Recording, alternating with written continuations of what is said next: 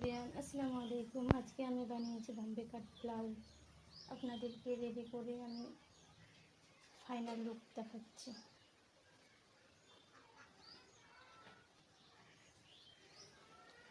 এটা হচ্ছে সামনে পার্ট, সামনে যে হুকস দিয়েছি,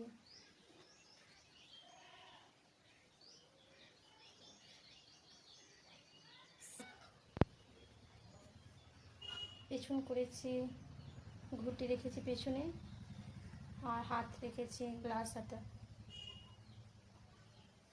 আর নিচে দিয়েছি একটা সরু পাইপিং,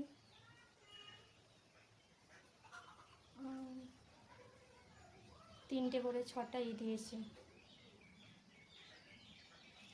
লটকন রেখেছি 3টে করে।